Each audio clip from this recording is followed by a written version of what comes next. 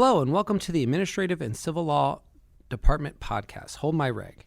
I'm Major Landon Medley, Associate Professor, and joining me today is Lieutenant Colonel Hayes, the Chair of the Administrative and Civil Law Department. It's that time of year again when your calendar fills up with invitations, gift exchanges, and, well, a heavy dose of federal ethics compliance. The federal ethics rules, though, do not take a holiday break. That's right, Major Medley.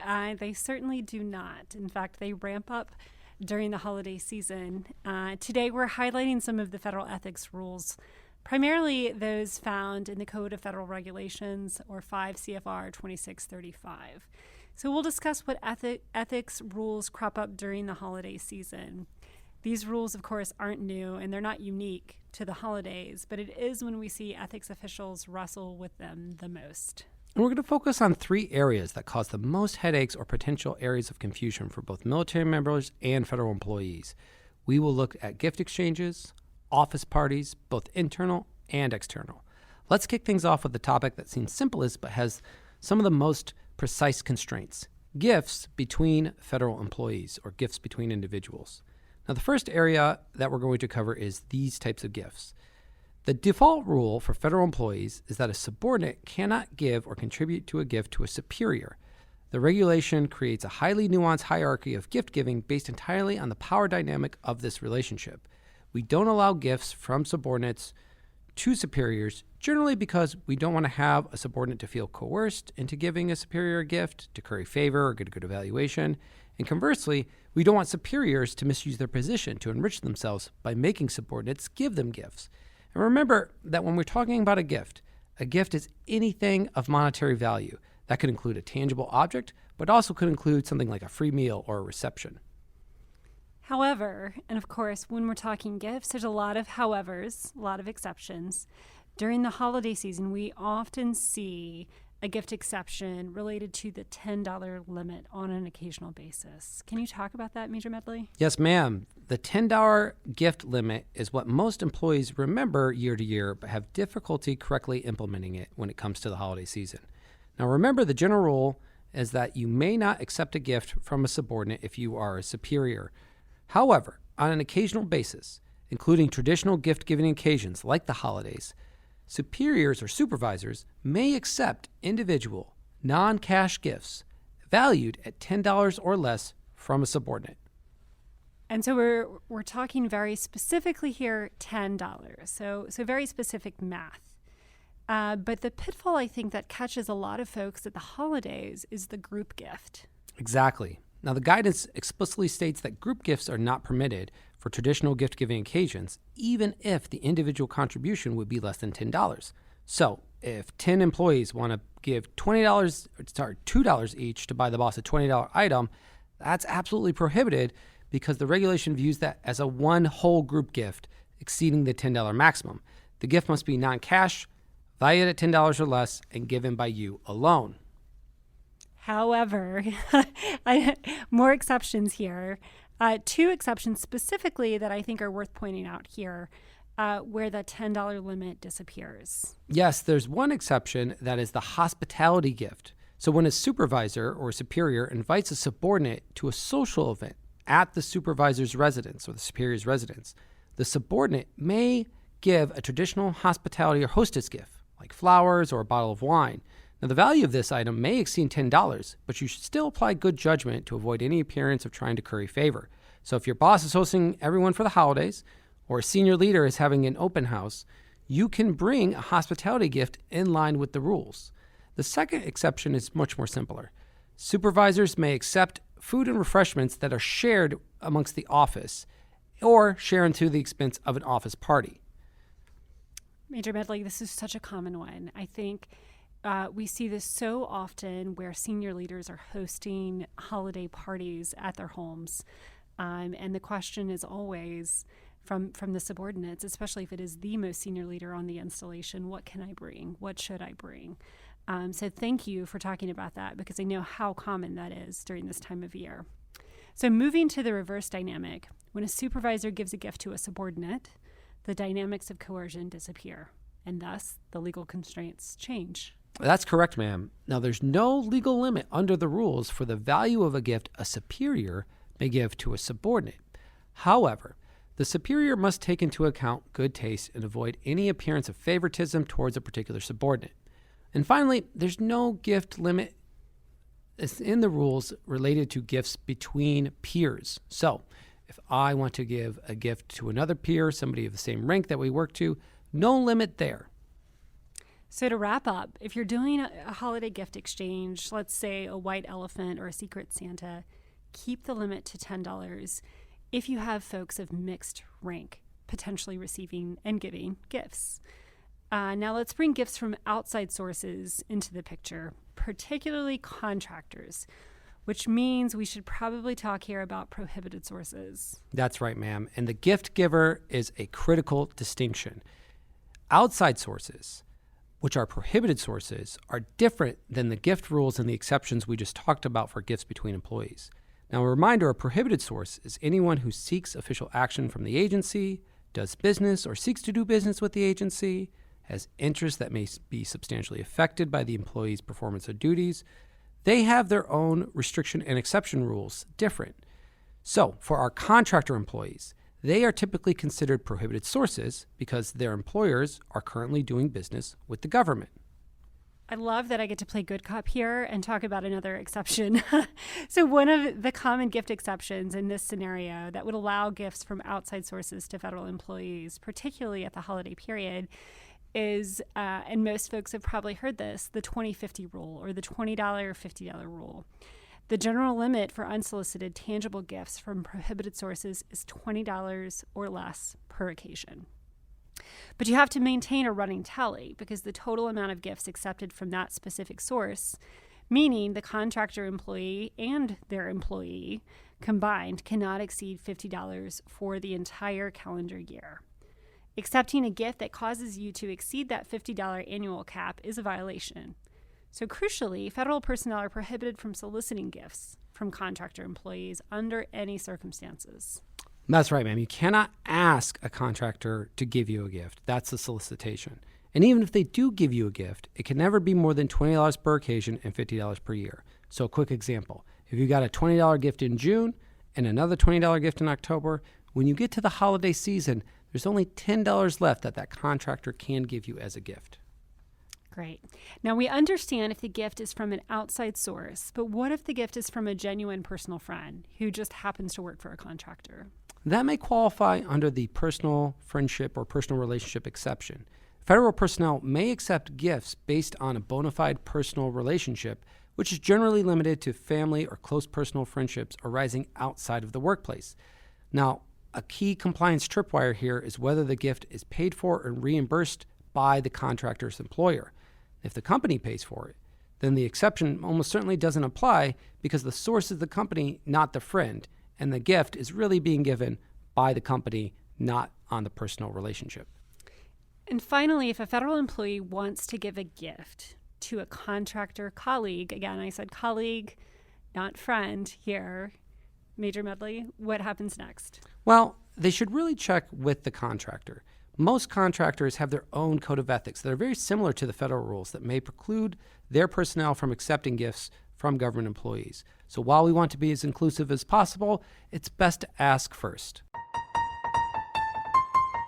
Let's shift to the internal office holiday party. So internal office holiday parties are almost always unofficial events.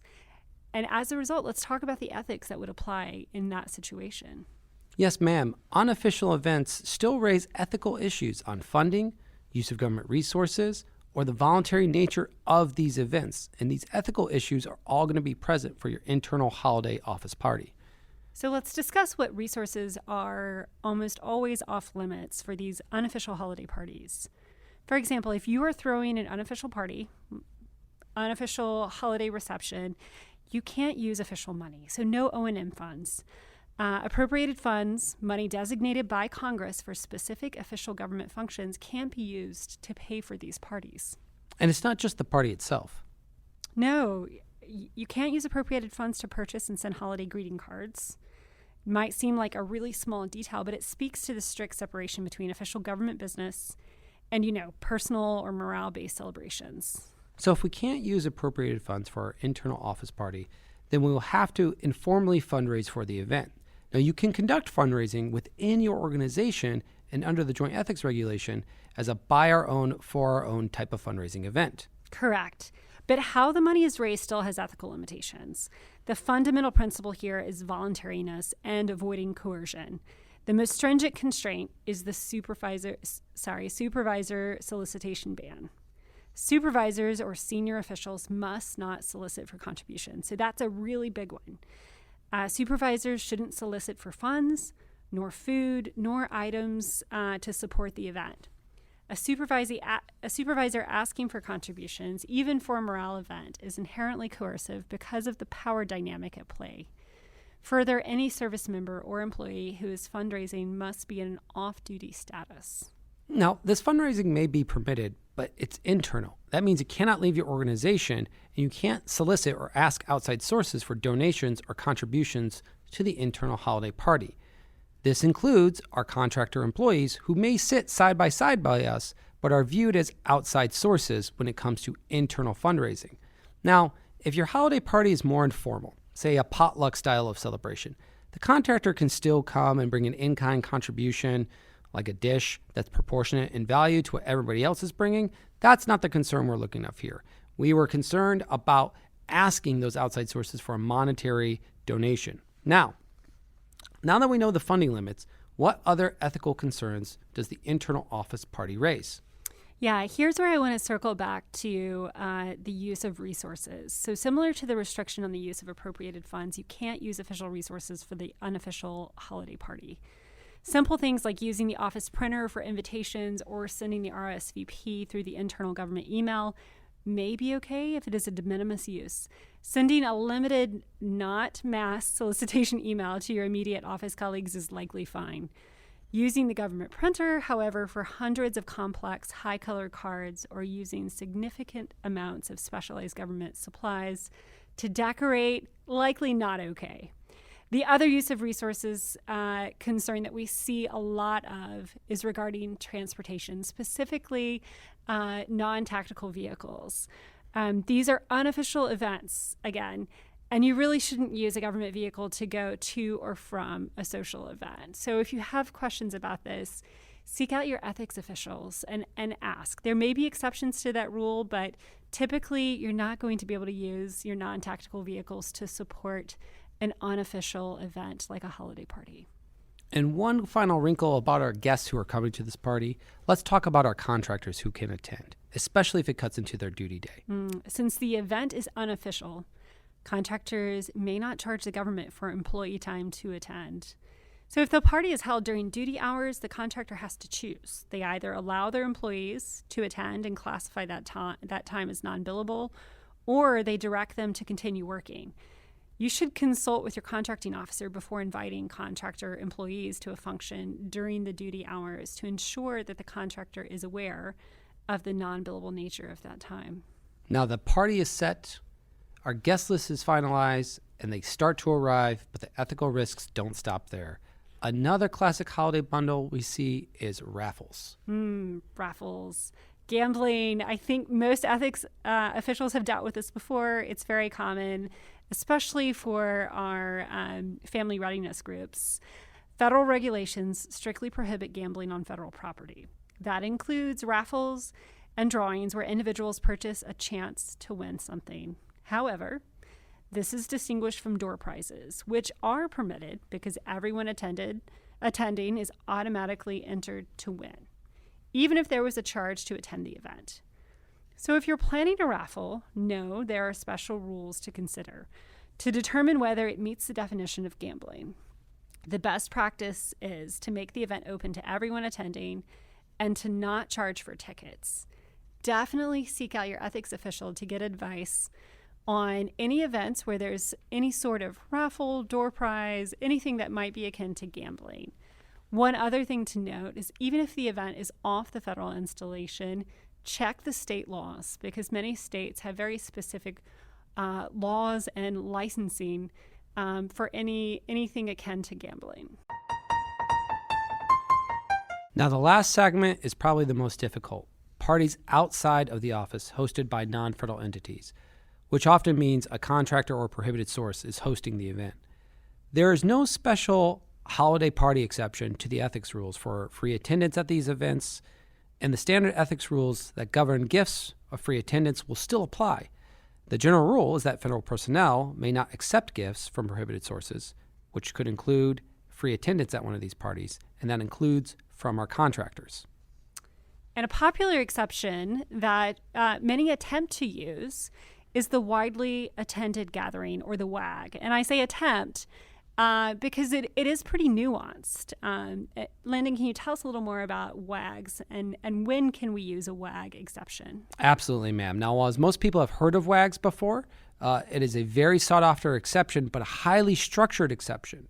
And it takes some prerequisites before you can actually go and attend under the WAG exception. To accept free attendance, including any meals, under the WAG exception, there are two crucial conditions that must be met. First, the employee supervisor must determine that the attendance is in the agency's interest. That is, your boss has to determine it's in the agency's interest for you to go to this holiday party. Second, the ethics official must also determine that the event qualifies as a WAG, meaning it draws on a large number of different people, represents a diversity of views, there's an opportunity to exchange ideas. Very nuanced and technical rules that involve two outside personnel to make a determination before you can attend the party. And timing here is very, very important. The timing of that review, so important. Both determinations must be made in writing in advance of the event. If the paperwork isn't done ahead of time, if that ethics official hasn't said or determined that this is a WAG in advance, you can't attend for free. And remember, if you get a gift at the holiday party, that's a separate analysis outside of the WAG analysis. Now, not every event hosted by a contractor is going to necessarily be a WAG. What about our more casual events, just like a contractor open house that offers light snacks? Light snacks, here's another very, very common exception that we see, and that is the modest refreshments exclusion. Federal personnel can accept modest refreshments, and that includes soft drinks, coffee, pastries, similar light snacks, but that don't include a meal. And so that's a really important distinguishing factor there. Light snacks that are not served as part of a meal, that can qualify for the modest refreshments exclusion. But there's also a major policy distinction here, often forgotten when we hear the light snack exclusion, particularly around the holiday time. And that is, alcohol does not qualify as a modest refreshment, specifically in the rule that non-alcoholic only applies. If the party serves wine or beer, the modest refreshment exclusion is immediately voided. All right. So what if the event, like a dinner, costs $40 per person and no exception applies? Can the employee pay $20 to cover the difference and then accept the remaining $20 gift under the rule that we talked about earlier, the 2050 rule? No, ma'am. There's a critical mathematical distinction here. And that is, you can't buy down your gift, right? If the cost per guest exceeds the $20 limit, then the federal employee must pay the full person cost to the event in order to attend. You have to pay the fully assessed market value of your attendance to eliminate even the perception of receiving an impermissible subsidy from a prohibited source. So anything over $20, you have to pay the full cost, not just the difference. All right, let's talk about another exception that we see a lot during the holidays, and that is the spouse's outside employment exception. And this is more straightforward, right? Federal personnel may accept the gift of free attendance at an event if the invitation is based on the spouse's outside business or employment relationship, not on the federal position. So, for example, if your spouse works for ABC Corporation, you may accompany them as a guest to the ABC Corporation's holiday party because the invitation is targeted at the non-federal spouse, not at you because of your federal position. Now, this discussion has shown us that during the holiday season, the ethical rules aren't new, but they get exercised and practiced a lot more. And it is important not only to understand what those rules are, but understand how to find your ethics official and consult with them early in advance. Thank you. And I think there's a really important takeaway here as we look at these very nuanced rules. One of the biggest takeaways that we really have here when we look at the idea that a glass of wine might, for example, void the modest refreshment exclusion, or some of the other very low thresholds, like a $10 exception, what that tells us is that these rules really are designed to prioritize the perception of neutrality and independence above all else. And I think that's really, really important to know. And as always, we hope you have found this material helpful and insightful, but this guidance is just a highlight of common issues that doesn't necessarily cover every situation. So for your particular situation, if you're planning a holiday party, if you're thinking about participating in a gift exchange, seek out your ethics official for more clear guidance and understanding. I'm Major Medley, joined by Colonel Hayes. Thank you so much in listening, and happy holidays. Happy holidays. This episode of Hold My Reg is brought to you by the Administrative and Civil Law Department at the Judge Advocate General's Legal Center and School. The views presented in this episode are those of the speaker and do not necessarily represent the views of the Department of War or its components, the Department of the Army, or the Judge Advocate General's Legal Center and School. We hope that you enjoyed this episode and stay tuned for another episode of Hold My Reg.